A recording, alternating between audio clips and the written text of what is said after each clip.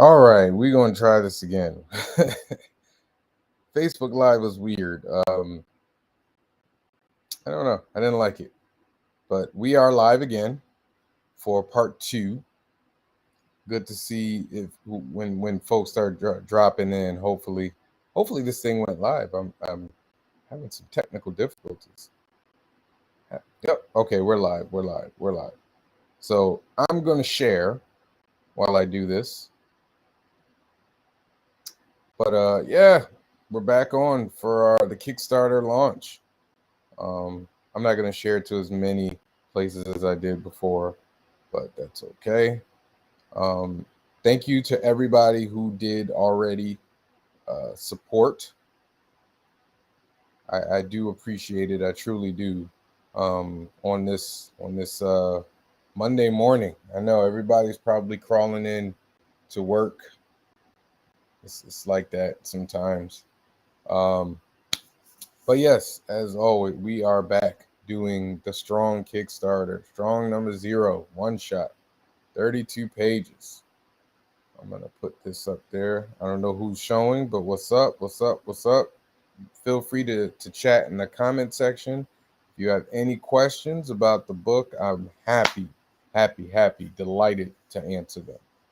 Um, but yeah, been working on Strong since the pandemic, I believe. So yeah, since the beginning of the pandemic, I was feeling a little, no pun intended, I'm feeling a little burned out from Heat, and I wanted to do something different.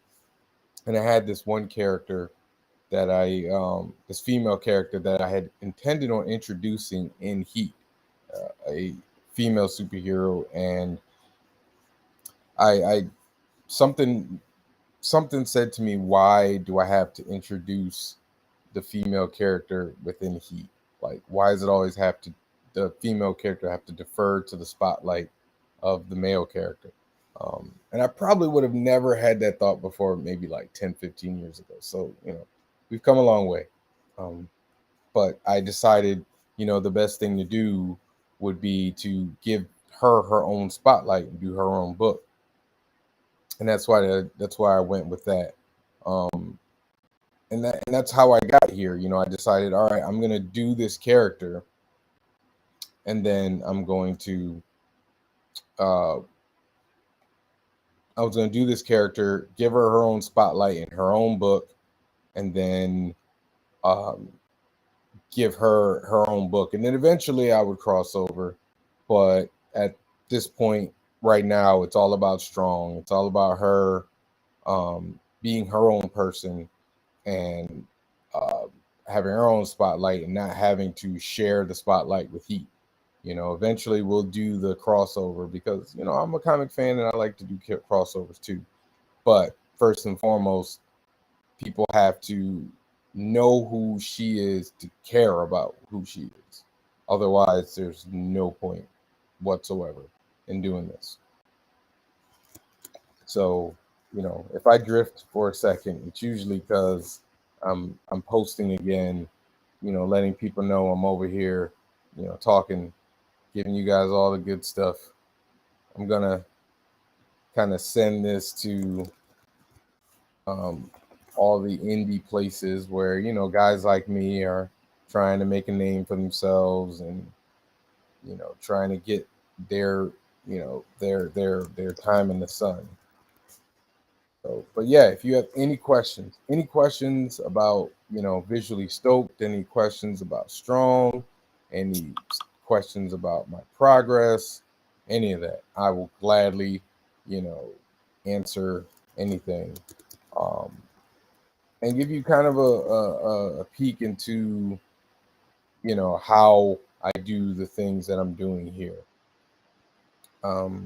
I can't say that I'm overly original with my process, but I do have, my little tricks and tips and things that I do to to be trying, make a bigger name for myself within the comic book industry, because it's really difficult. Like, it's an incredibly difficult thing to establish yourself in an industry where there's just it's so much. It comic Getting in the comic book industry is really difficult because you never know what idea will hit. Like it's such a crapshoot on, like I give you an example, like Bitterroot.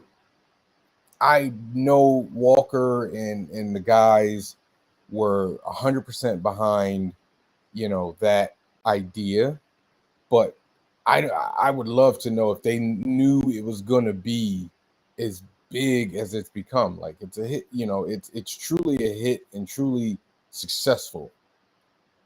And I look at other projects like I'm really into reading right now Radiant Black. I have the first two trades, and Radiant Black, like, it's a hit. And it's like, what makes that a hit and this book over here, which is of equal quality, not? Like, you never know what's going to connect with people. So doing comic books is really like, okay, does this idea work? All right, it doesn't really work. Let me try another one, or let me take this idea and shine it up. So it's a really difficult industry to get into, and especially it's an industry where people are very happy with being comfortable. Like the books that they like to read those books, and sometimes they're not really interested in trying anything new. I know we talk a lot about, on Top 5 Live and on Stoke Podcast, we talk a lot about African American and minority creators trying to get their books out, trying to get their books known and their creators known, because there's always this contingent of people who complain about how Marvel and DC don't have enough minority characters. And then you're like, well, here, try this, try, Heat, this black man, try Strong, an Afro Latino woman.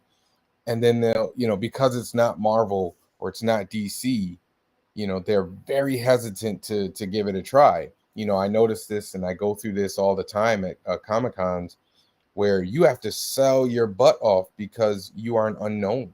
No one knows who you are. Many Comic Cons I go in, and thankfully it's becoming less and less so. Many Comic Cons I go in, and no one knows who I am. They have no idea who I am. They don't know what I do. They've never heard of Heat before. They have no clue who it is. And I have to convince you or whoever the person is to buy my book, and a lot of it is based off your talent and your writing and your character, but so much of it is based off your personality, your ability to sell. Those things all come into play.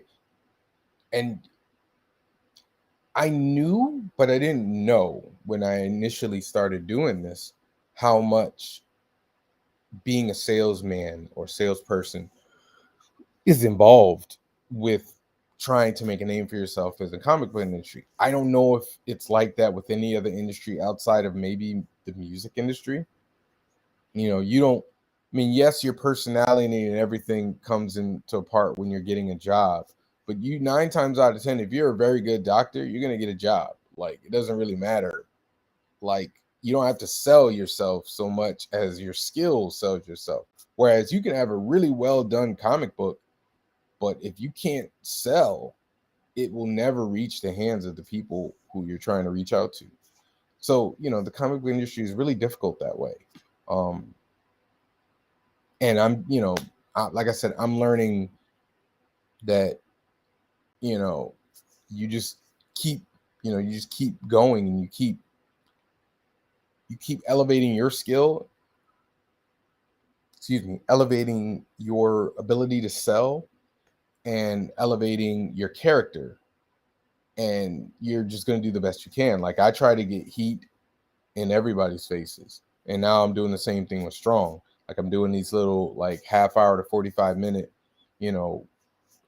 check-ins or whatever you want to call it, just to get the name out there for everybody to go out and please go right there to the Kickstarter campaign.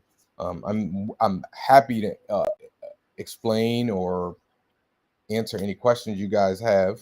I don't know who's watching now, but hello. and we're going to take another look at the Kickstarter campaign. Can we get it get over 300? Oh, not there yet, but we can do this. I know we can. I know Kickstarters are very difficult. If you've done one, you understand. If you don't, it's kind of nerve-wracking because you've got 30 days to convince as many people as possible to reach a goal. Otherwise, you don't get any of the money to do the project. And I've done 2 Kickstarters that were successful, and I've done one. The first one I ever did was not. And a lot of it had to do with the amount of money the goal that I was reaching. But I didn't necessarily have the audience or even the small following that I do have between top 5, between Up Stoke podcast, between people who previous customers of Heat. I didn't have any of that, which is why I failed spectacularly. That's okay. I learned a lot about what to do to have a successful Kickstarter, which is why I'm here, and I'm giving you guys an opportunity to get to know me and get to know me as a creator, get to understand the creative process that went behind Strong and Heat. And for Strong, like I said, she originally started out as another character with a whole different set of powers, and I found myself bored with that character. Like, to be perfectly honest with you, I was very bored with it, and I wanted to do something that I would enjoy writing and drawing. And I know there are some strong characters, some physically strong superhero characters, female superheroes. And in my mind, I would think, do we need another one? But then I started thinking about the fact that we have Superman, Captain Marvel, Shazam, Superboy, the various incarnations of Superboy. We got the Hulk. We have so many superheroes, male superheroes who basically their power set is you're really strong, and nobody says, hey, do we need another one? So I did Strong, and I was like, you know what, I'm gonna keep going. I'm gonna keep doing this one. And I tried to do something a little different. It's a little different. There's 2 things that happen within the book that I don't want to say because it ruins a twist. But there are 2 things in the book that I think separate my character Strong from other superheroines out there. And I really can't wait till you guys see it. I apologize for yawning. My son got up at 6. So I've been up since about 6 o'clock on very little sleep. So, have pity on me, have mercy on me, and go ahead and go to the link below to get on a good foot for Visually Stoked Media presents Strong. Zero. This is a 0 issue. The more we get of this, the more successful this one is, the better opportunity and the better capability we have to get a miniseries for Strong. And I already have the writer behind Strong. Oh my God. Excuse me. Once again, I've been up I was up late last night, and I've been up early this morning. Burn the candle at both ends. But Travis Holyfield, very good writer. Previously wrote the miniseries Street Clothes. His independently created book. Very good book. Very good book. Am I creating comics full time? I wish I was. I really do. There's a reason why I'm doing this thing in parts. No, I don't create comics full time. I have a full time job. I do this part time. It's my love. I've loved comics forever. Here, I'm gonna put the question up here so people know what the heck I'm talking about. They asked, "Am I creating comics full time?" The answer is no. I would love to. If you guys can get on a good foot and make this Kickstarter the most successful Kickstarter ever, I could do it. But right now I don't. So I am writing. So hear me out.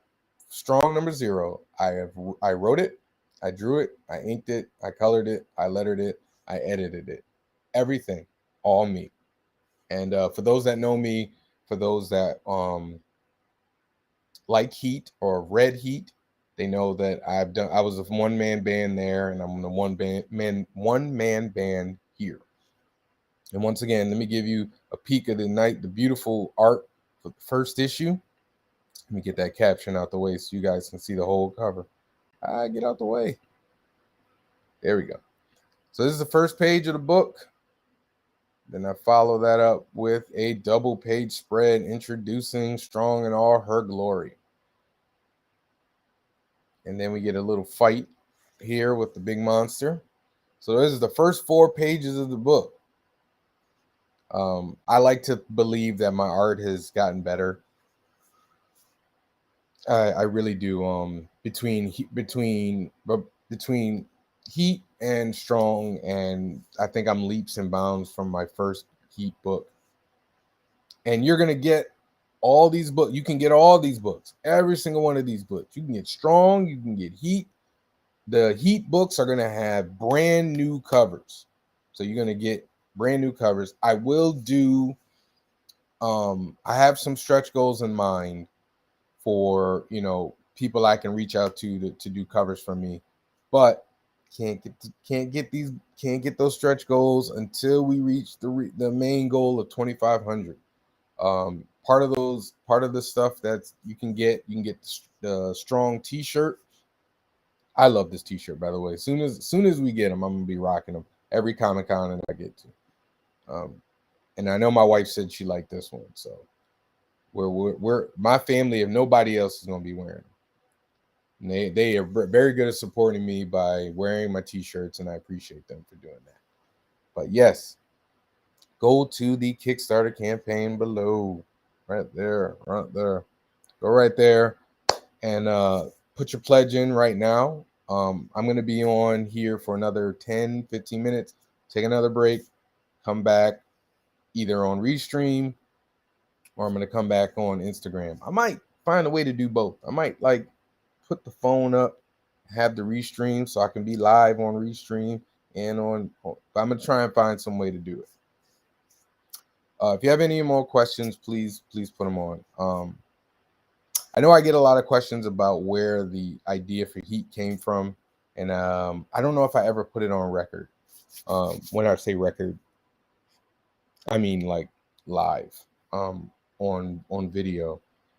Heat came from, I did a project at the Savannah College of Art and Design in Atlanta where I had to make a model of a character. And it had to be creative, basically. It just needed to be something that, had a lot of stuff on it. And the character I did, it was a little boy as a superhero. And I had the name Heat. I had the name Heat first. And it was a little boy, and he had like dishwasher gloves on. And he had a jersey on, a Heat jersey, like the Miami Heat jersey, which not the name came before me using the Heat jersey, but because he was named Heat, I was like, I throw the jersey. He had a little bandana around his head, big oversized sneakers. And I did the project. Honestly, can't remember what I got for a grade. I think I did good though. I think I did well. But anyway, when it was over, I said, I really do like the name Heat and like doing a superhero. So I kind of threw the entire concept away of the little boy, which I actually really like that idea. I might use it again. But I threw the entire concept away and I started over. And that's where I got the design for Heat here. Actually, I think it might have been, I think I only needed like 2 passes before I was like, I like this. I like this idea.